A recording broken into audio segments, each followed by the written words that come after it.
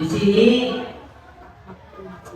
kami dari pendidikan guru penggerak mewajibkan Bapak Ibu untuk melaksanakan kurikulum merdeka semaksimal mungkin, Bapak Ibu. Ya, makanya di sini saya buat judulnya penerapan keyakinan kelas dan segitiga restitusi di sekolah. Nah, ini yang akan saya sampaikan kepada Bapak Ibu agar pembelajaran di kelas 10 kurikulum merdeka berjalan dengan maksimal. Kita usahakan maksimal, Bapak Ibu. Jadi tidak sama pembelajaran seperti biasa di kurikulum 2013. Dan inilah yang harus Bapak Ibu persiapkan.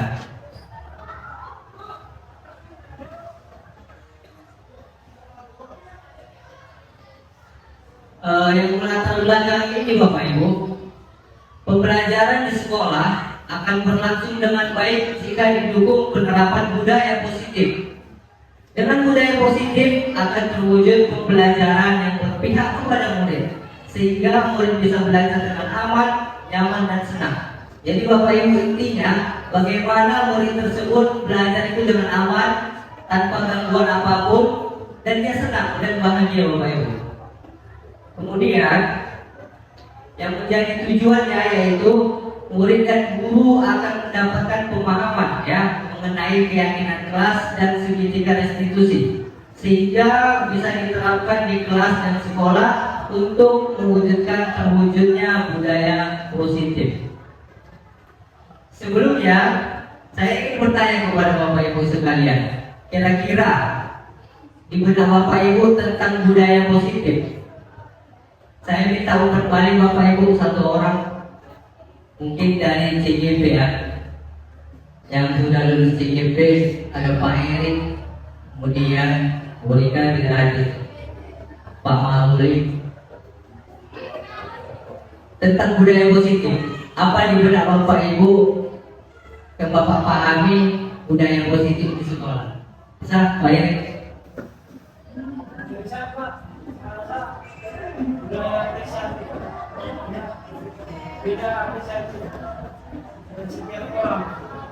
Maksudnya bahwa si murid itu akan diberikan apresiasi, begitu kira-kira. Oke. Ada yang lain Bapak Ibu? Nah, sebelum ke situ kita diberitahukan oleh kementerian tentang keunggulan kurikulum merdeka. Ya, apa saja? Ada 3 Bapak Ibu ya. Yang pertama itu lebih sederhana dan mendalam. Oke.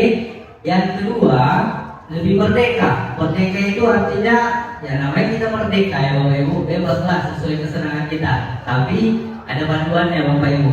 Yang ketiga, lebih relevan dan interaktif. Ya. Jadi 3 inilah Bapak Ibu keunggulan kurikulum merdeka. Kalau di kurikulum 2013 seperti itu juga kira-kira Bapak Ibu? Tidak ada? Atau miripnya ada? Mirip ada ya? Tapi tidak sesederhana dan mendalam seperti ini ya. Oke Bapak Ibu. Kemudian pada kurikulum merdeka kita harus merubah Bapak Ibu paradigma pembelajaran.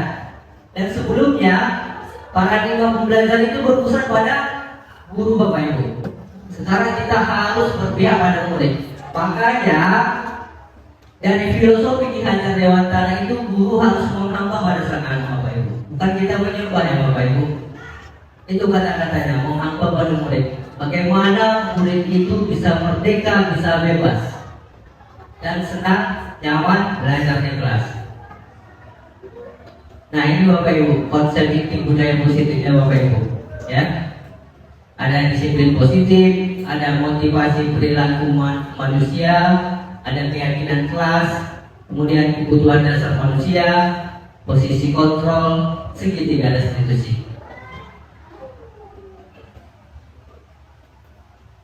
Ini tadi Bapak Eri dan Bapak Ibu guru yang lain, ini makna disiplinnya Bapak Ibu ya. Disiplin itu ternyata artinya belajar ya Bapak Ibu. Kemudian sesuatu yang dilakukan seseorang pada orang lain untuk mendapatkan kepatuhan agar dia patuh Bapak Ibu, itulah disiplin. Kemudian belajar untuk kontrol diri agar dapat mencapai suatu tujuan mulia. Itu tadi disiplin kan. Nah ini kita masukkan disiplin positifnya. Nah, disiplin positif itu adalah nilai-nilai, suatu nilai-nilai, keyakinan-keyakinan, kebiasaan-kebiasaan di sekolah yang berpihak pada murid. Bapak Ibu, sekali lagi Bapak Ibu, ditekankan yang berpihak pada murid, ya, dapat berkembang menjadi pribadi yang kritis, penuh hormat dan bertanggung jawab. Nah, nilai-nilai itulah Bapak Ibu harus sesuai dengan P5 tadi Bapak Ibu. Profil pelajar Pancasila. Tidak bisa lari dari sini Bapak Ibu, ya. Yang pertama ada berpendidikan global, ada bergotong royong, kemudian harus kreatif, benar, kritis, mandiri, beriman, bertakwa kepada Tuhan Yang Maha Esa.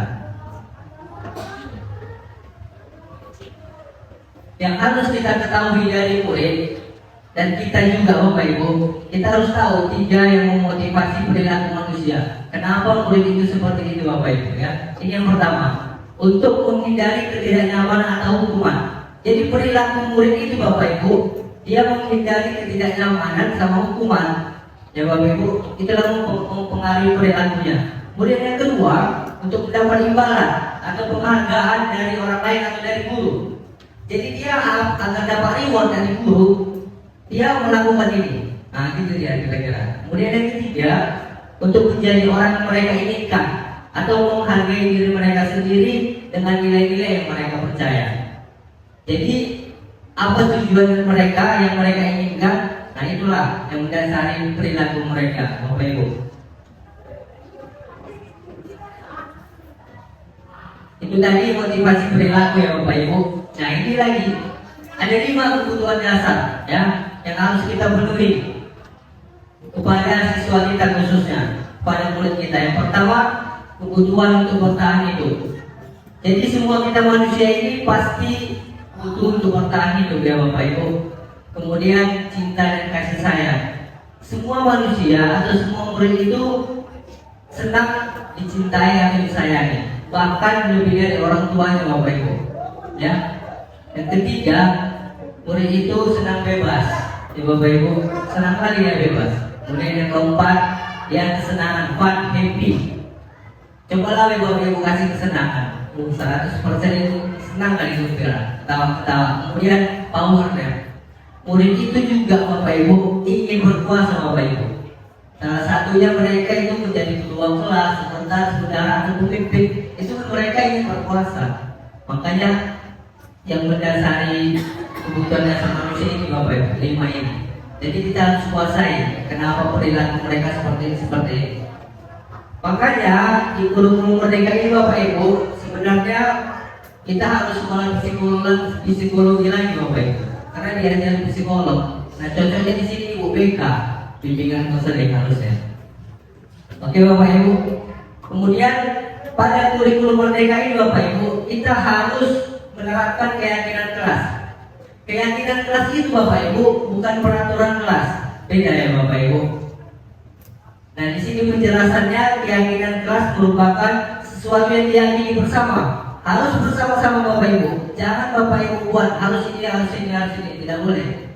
Harus mereka yang membersamai kita. Harus kita minta tanggapan dari mereka Bapak Ibu. Itulah menjadi keyakinan.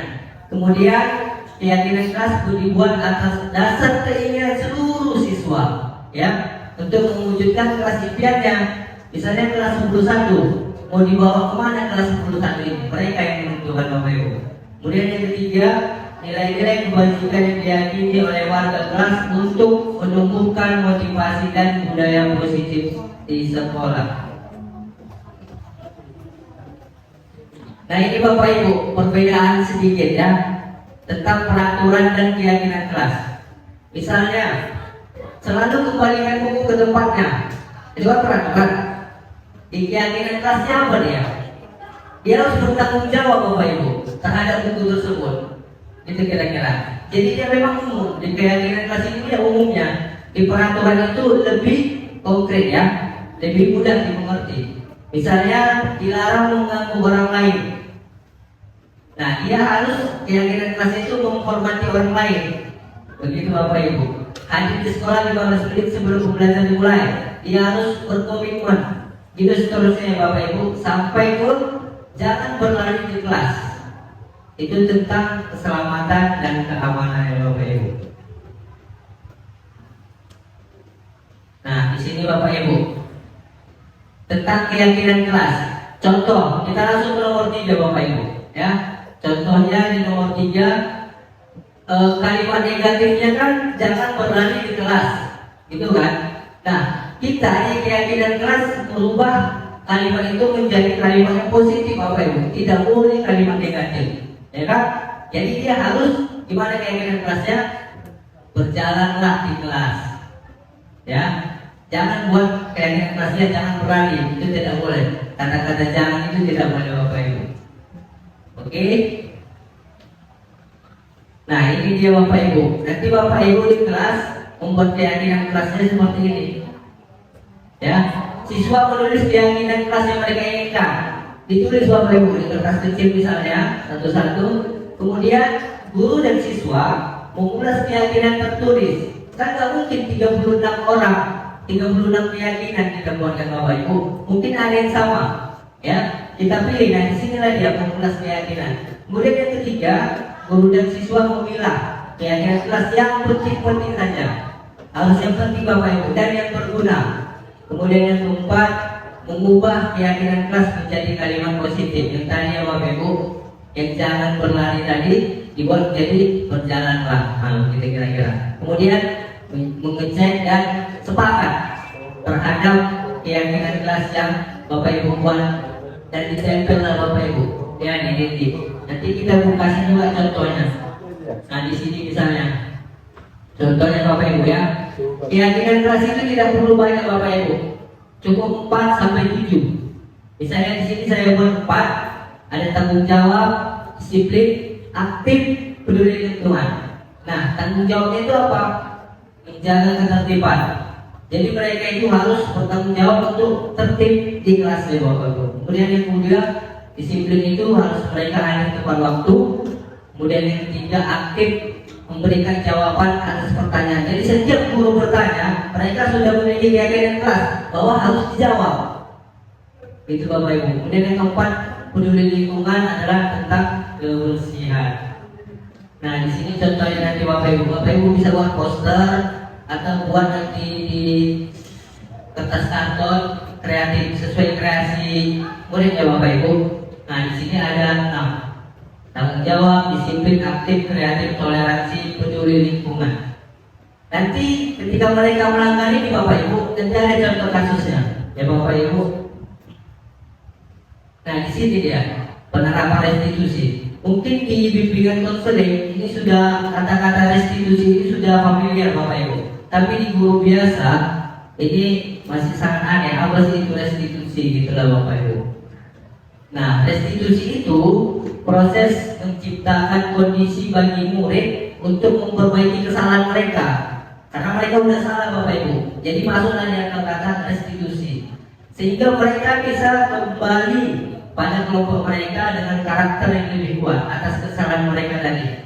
Kemudian proses kolaboratif yang mengajarkan murid untuk mencari solusi. Jadi mereka sendiri yang cari solusi Bapak Ibu atas kesalahan mereka, bukan kita ya Bapak Ibu. Nah kemudian apakah itu segitiga restitusinya? Nah di situ ada suatu proses dialog atas kesalahan mereka. Guru dan murid terjadi dialog Bapak Ibu.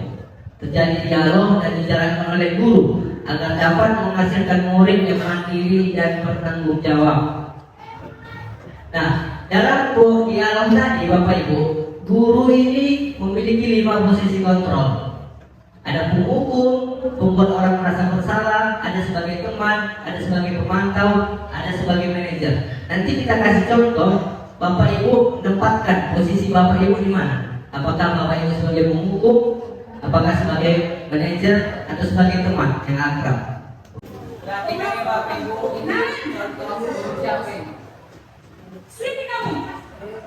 Nggak ada lagi yang ada ya.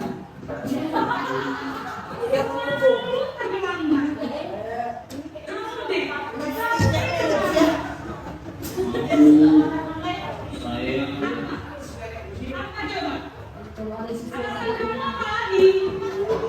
Kapan sih yang tidak terlambat? Malas sekali ya kamu jadi anak. Saya Dasar pemalas. Gak kapok-kapok sih kamu. Sudah berapa kali terlambat? Sana, kamu keliling lapangan basket 2 kali. kenapa saya harus ke lapangan basket, Bu? Kenapa? Kamu lawan ibu. Berani-beraninya jawab. Sudah terlambat, masih berani jawab nggak? Sekarang, keliling lapangan basket 5 kali sekalian. Biar kapok. Cepat. Pergi sana ke lapangan basket. Posisi untukku biasanya berbicara dengan nada tinggi, menghabis, menunjuk-nunjuk, menyakiti, dan menyindir. Hukuman bisa berupa fisik maupun psikis. Ibu dan Jadi Bapak Ibu, mudah-mudahan posisi kontrol penghubung dipastikan tidak ada ya. Oke. Tapi dulu ada mungkin ya. Jangan-jangan itu. teman kita ya. Teman Ini posisi membuat merasa bersalah Bapak Ibu.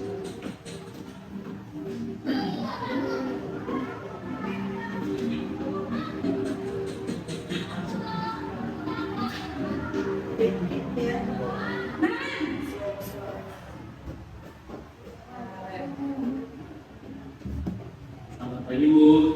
Naren, kamu kenapa terlambat lagi, nak? Ini dia agak dulu ya Bapak Ibu. Naren, kamu senang ya bikin ibu susah ya?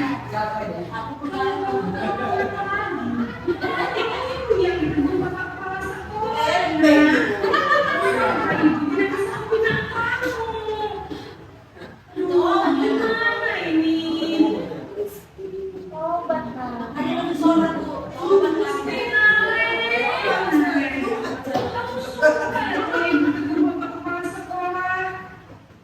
Terus, sekarang ibu harus tulis apa yang di buku absen?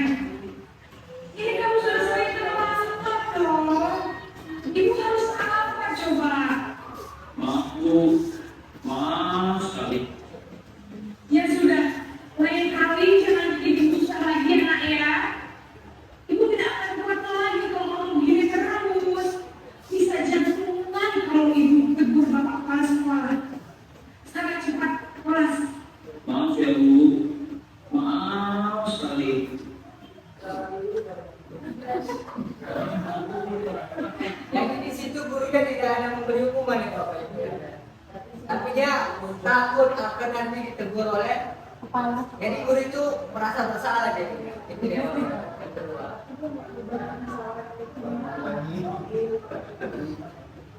Dan ini dia suara cenderung lembut ya Bapak Ibu.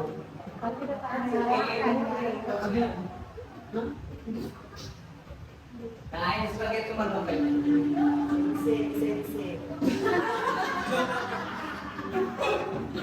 Aduh, beban ini.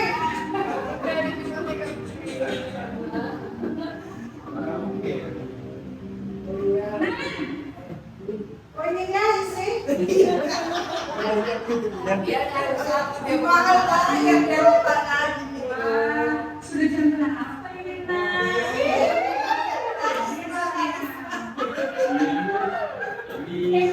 Tapi saya cuma menolongkan saya, Bu. Kamu malah menyalahkan ibu kamu. Kamu bukannya anak yang larinya paling kencang. Kok terlambat sih?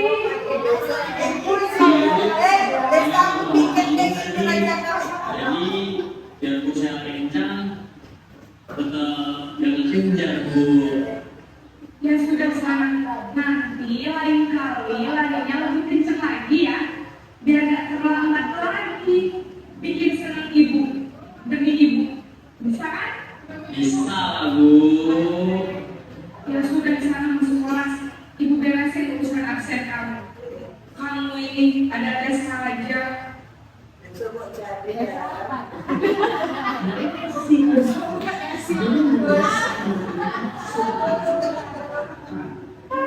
Dia kawan kayak tempat aku banyak lagi nih.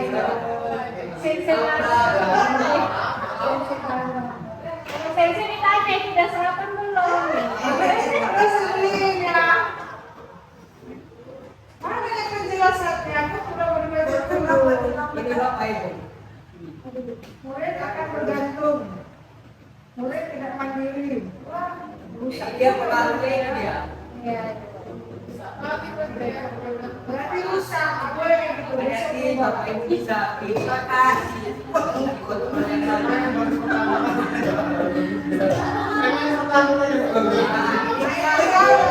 dia juga baik mantau ini ya. Beda intelijen sekolah ini ya. Kamu mungkin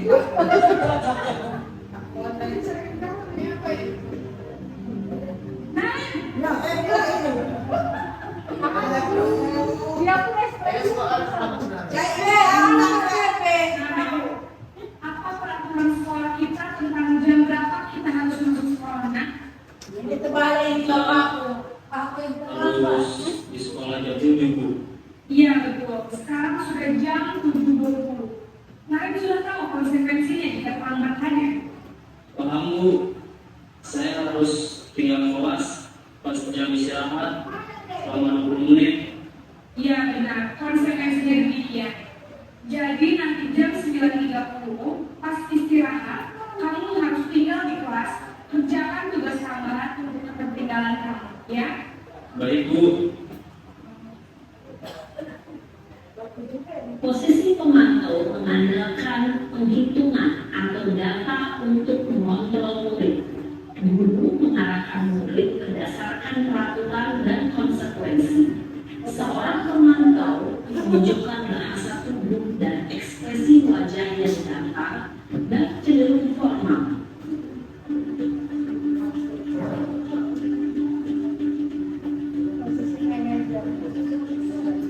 pemilih baru ya Bapak Ibu. Manajer. Disuruh pulang ya anaknya.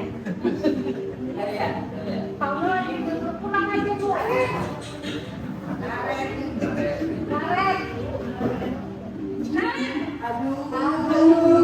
Wah, itu kan pulang sekolah kata-kata Sugeng. Aku dari rumah main. Selamat pagi, Nadia. Saya terlambat. Iya, sekolah masuknya jam 7. Sekarang sudah jam 7. Pikir besok dari satu. Jadi sekarang bagaimana ini, Nadia? Maaf, Bu. Saya lupa saya semalam. Baiklah, menurut kamu, kewajiban sekolah yang mana yang perlu kamu tingkatkan? Menghargai diri sendiri dan orang lain mungkin, Bu. Setuju. Jadi, apakah Nadia meyakini prinsip saling menghormati tersebut? Iya, Bu. Saya meyakininya. Apakah Nadia bersedia memperbaiki masalah keterlambatan ini? Bersedia, Bu. Bagaimana kalau akan memperbaiki masalah keterlambatan ini? Saya akan coba untuk tidak lupa menyetel alarm saya, Bu. Baik, kalau Nadia punya terlalu di rumah, ada orang yang kira-kira bisa bantu mengingatkannya? Ada, Bu. Kata saya, Kak Emma. Ada lagi selain KM? Selain Kak Emma, ada ibu saya. Baik, jadi yang mengingatkan Nadia adalah KM dari ibu kamu ya. Kira-kira akan mulai alarm kapan, Karen? Setelah pulang sekolah, akan segera saya lakukan. Baik, jadi Karen akan setel alarm untuk bangun besok pagi dan akan diingatkan oleh kakak dan ibu dan Karen ya. Ada lagi yang mungkin perlu dilakukan, Karen? Agar tidak terlambat bangun lagi. Tidak ada, Bu. Baik, terima kasih untuk kerjasama kamu. Sekarang kamu perlu kembali ke kelas untuk belajar. Baik, Bu. Terima kasih. Baik Bapak Ibu. Tadi kan dia sudah melanggar peraturan sekolah ya Bapak Ibu ya. Kan ditanya, dia yang buat kondisi murid tersebut. Keyakinan apa yang kenapa melanggar? Bagaimana cara? Nah, kemudian apa yang harus dilakukannya agar untuk melurus kesalahan. Jadi guru itu tidak ada membuat hukuman Bapak Ibu. Inilah posisi kontrol yang terbaik sebagai manajer Bapak Ibu. Jadi dia sendiri, ya Dia sendiri yang kasih solusi dan dia sendiri yang akan mengerjakan yang Jadi besok kalau hari. kayak gitu lah Pak Isa. Ya Bu, Kalau kayak gitu lah. Apa solusinya biar kau bisa ini? Saya mau kirim ke kantin Bu. Gimana itu? kita lihat solusinya itu sudah sesuai dengan kesalahannya. Tapi Berarti tidak, bisa iya, ditambahkan. bukan harus kita Bukan terima harus Bapak apa Ibu. solusinya ini yang kita kendaki. Kalau solusinya relevan, kita terima Bapak Ibu ya, sesuai dengan keyakinan yang telah dilanggar ya. Tapi tidak relevan, kita kasih dia gambaran lagi Bapak Ibu. Dan dengan penjelasannya. Posisi manajer adalah posisi kontrol yang disarankan untuk membimbing murid memiliki sikap disiplin yang positif, yaitu murid yang mandiri, bertanggung jawab, dan dapat memecahkan masalah. Tujuan dari posisi ini adalah agar murid dapat berefleksi atas tindakannya, belum akan dengan tulus memberikan pertanyaan-pertanyaan bermakna, sehingga murid dapat belajar dari kesalahannya dan mencari sebuah solusi untuk menyelesaikannya. Jadi dampaknya itu Bapak Ibu, murid itu lebih mandiri dia Bapak Ibu. Kemudian yang kedua percaya diri dan dapat memecahkan masalah. Jadi dengan ini nanti Bapak Ibu di proyek itu dia bakal pemecahan masalah itu dia sering. Jadi bisa nanti Bapak Ibu. Ibu dan Bapak guru yang baik, setelah mengamati adegan kelima posisi kontrol tadi, kira-kira posisi mana yang paling ideal? Posisi mana yang dapat menunjang motivasi intrinsik murid? Ya, tentu posisi manajer. Posisi ini memang posisi ideal yang ingin dituju setiap murid. Pada posisi inilah, guru dapat menerapkan disiplin positif yang memihak pada murid, yang memerdekakan murid. Perjalanan seorang pendidik tentunya tidak mudah untuk sampai pada posisi seorang manajer. Namun, tujuan kita pasti, yaitu menciptakan murid-murid yang mandiri, merdeka, dan bertanggung jawab.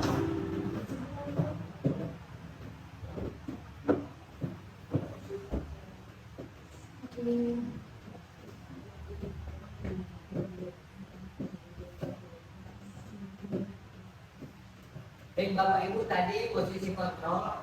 Jadi kita waktu yang terakhir Bapak Ibu tentang dialog segitiga alur segitiga restitusi yang tadi Bapak Ibu. Ada pembahasan. Nah di sini kan ada segitiga, berarti ada 3 tindakan Bapak Ibu. Yang pertama paling bawah ya, ini menstabilkan identitas. Kemudian yang kedua kita validasi kebutuhannya. Kemudian kita tanyakan akan keyakinannya Bapak Ibu. Kasih lagi Bapak Ibu videonya.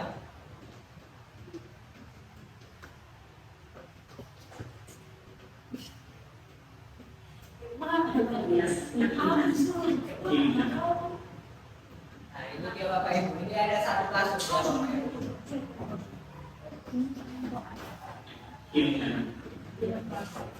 Tidak lama Ini apa? Masih banyak kayak sini.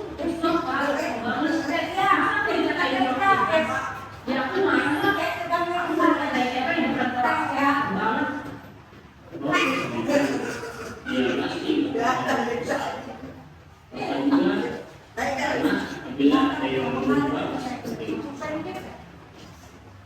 Kemudian pada saat itu kamu melakukan Ya saya kan cuma mereka bangun, saya bisa bunuh dia depan teman-teman lain. oh begitu, pasti kamu melakukan itu hanya untuk alasan tertentu kan? Iya, maksud saya diam saja Pak. Ya saya bela diri lah. Maksud saya jadi suka fitnah. Ya wajar mempertahankan harga diri itu sesuatu yang penting loh. Untung kemudian tidak begitu banget, hanya untuk tertentu. Iya Pak. Untung saya masih bersabar dan hanya meminta saja. Dan terus padahal saya masih bela diri lah. Ya pasti ya, tapi kamu memilih pertahanan. Kamu memilih tidak berbuat lebih parah lagi. Nah, sekarang saya mau bertanya lagi. Tindakan kamu yang mengatakan ikhlas tindakan itu kira-kira sesuai dengan keyakinan Mas atau prinsip tidak? Enggak lah, Pak. Capek, Pak, di rumah. Jadi keyakinan atau prinsip mana yang sesuai dengan keinginan kamu? Ya, saya sebenarnya sangat menghargai Bapak ini. Mungkin saat itu saya menjadi emosi, jadi tidak menunjukkan sikap itu. Kamu meyakini tidak? Menghargai orang lain itu penting banget. Yakinlah, Pak. Iya, setuju. Kita harus saling menghargai. Namun ada juga keyakinan yang kita sepakati yang perlu kita jalankan. Apabila kita sedang marah, Ya, saya bisa beraktif mulai dengan diri sendiri. Saya bisa jadi lebih sabar, mengatur tidak, berpikir, apa selanjutnya. kira-kira kamu bersedia memperbaiki masalah ini tidak? Sedia, Pak. Kalau kamu memperbaiki masalah ini, kamu akan menjadi orang setia. Saya akan menjadi orang yang bertanggung jawab kali ya, Pak. Dan ternyata satu aktif. Ya, menurut kamu bagaimana rasanya menjadi orang setia? Dan nyaman lah, bangga bisa bersabar dengan hati. Baiklah kalau begitu.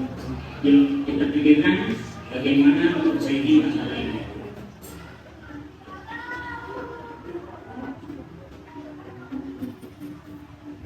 Macam yang pacaran dan Ibu dan Bapak Guru yang baru saja kita menyaksikan contoh bagaimana seorang guru berada dalam posisi manajer.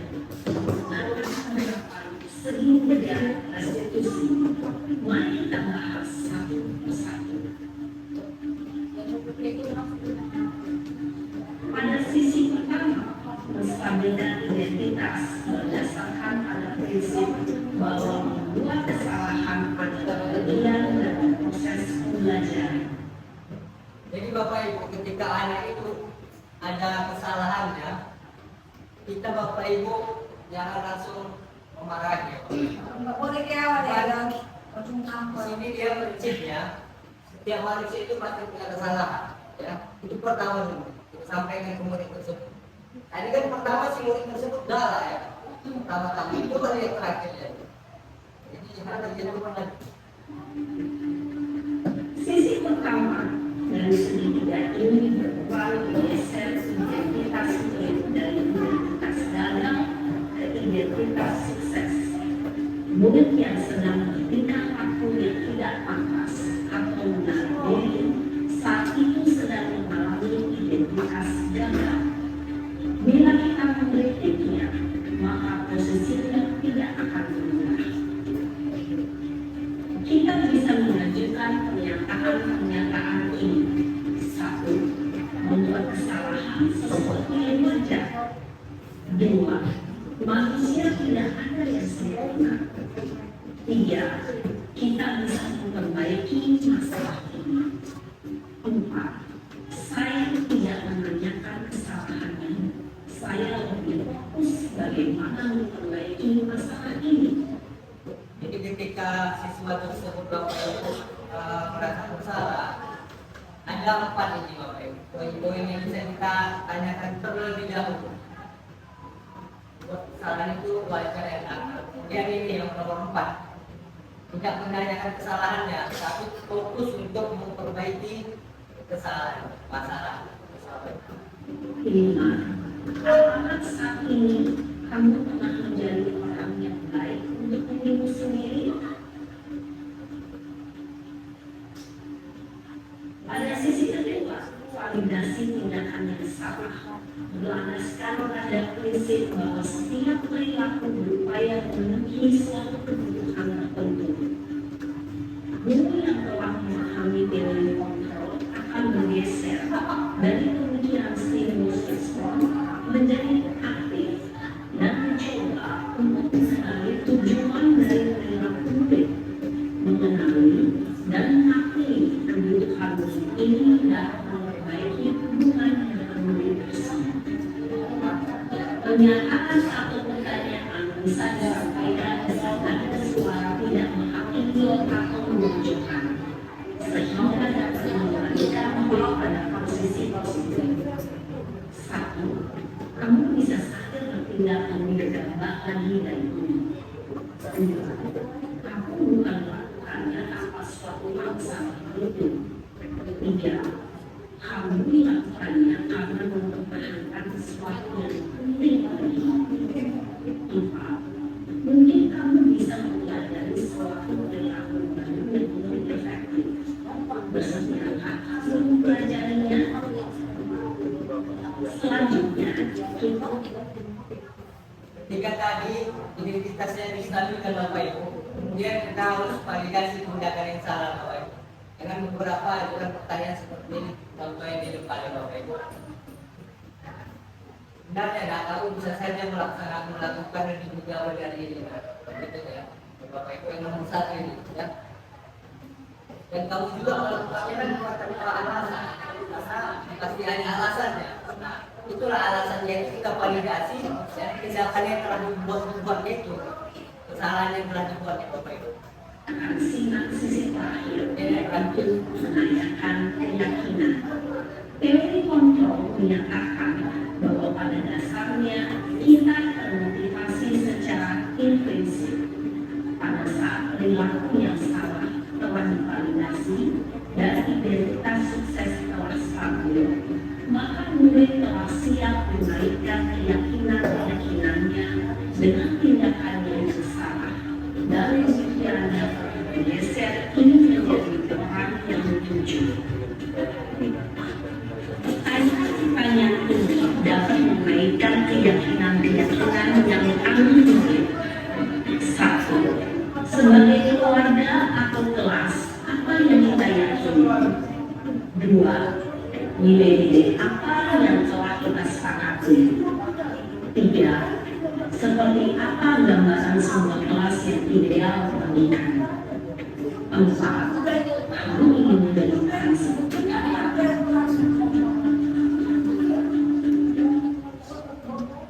Jadi Bapak Ibu yang sisi ketiga dari sisi tiga restitusi itu menanyakan keyakinannya Bapak Ibu. Seperti ini, nilai-nilai apa yang telah kami sepakati? Ya, keyakinan kita sampai telah kita sepakati atau keyakinan selama yang telah kita sepakati. Jadi kemudian seperti apakah gambaran sebuah kelas yang dia bagi kami? Jadi kita minta pendapat dia Bapak Ibu atau penjurus yang akan diberikannya. Dalam menerapkan segitiga restitusi, ini memperhatikan beberapa hal, yaitu 1. Perilaku yang salah perlu dikaitkan dengan nilai-nilai atau keyakinan-keyakinan yang telah disepakati atau dituju. 2. Kesediaan orang yang melakukan kesalahan untuk memperbaiki masalah. 3. Pemecahan masalah sebisa mungkin relevan atau memiliki hubungan dengan masalah yang ada. 4. Usaha. Perlu adanya suatu usaha perbaikan dari pihak yang membuat kesalahan. 5. Waktu. Perlu mendedikasikan waktu dari pihak yang membuat kesalahan. Tanyakan kapan akan mulai dilakukan usaha untuk memperbaiki masalah. Baik Bapak Ibu, pada kurikulum merdeka ini Bapak Ibu, ketika seorang anak itu melakukan kesalahan ya Bapak Ibu ya, sebenarnya kita harus tahu dulu Bapak Ibu kebutuhan dia itu seperti apa Bapak Ibu ya. Jangan langsung kita berikan hukuman ya, harus kita tanyakan seperti yang tadi Bapak Ibu. Itulah dia makanya dikatakan merdeka belajar Bapak Ibu. Jadi si anak itu tanpa merasa didiskriminasi atau dihukum atau diucap bahasa-bahasanya jadi tidak senang, jadi dendam dengan Bapak Ibu. Itu sangat hindar ya Bapak Ibu ya. Oke Bapak Ibu,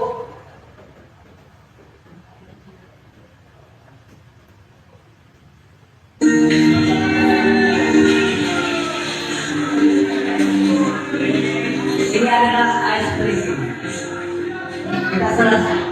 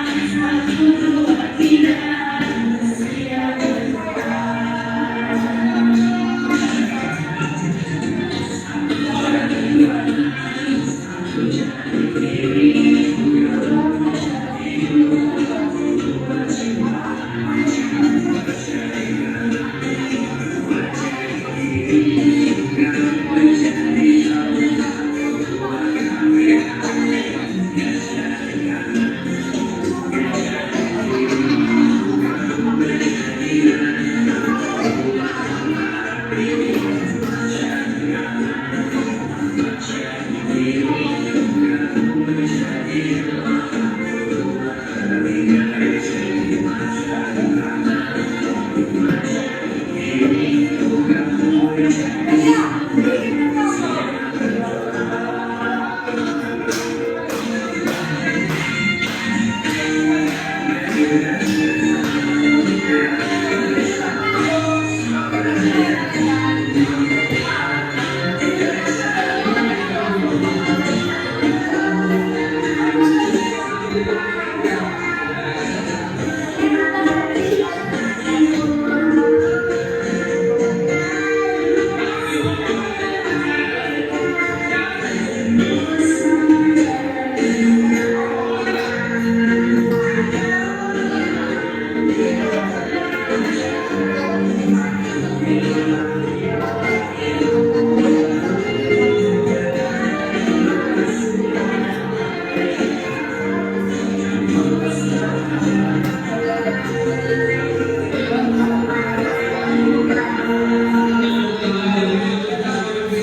Oke Bapak Ibu, seperti itu ucapan yang mulia untuk kita semua.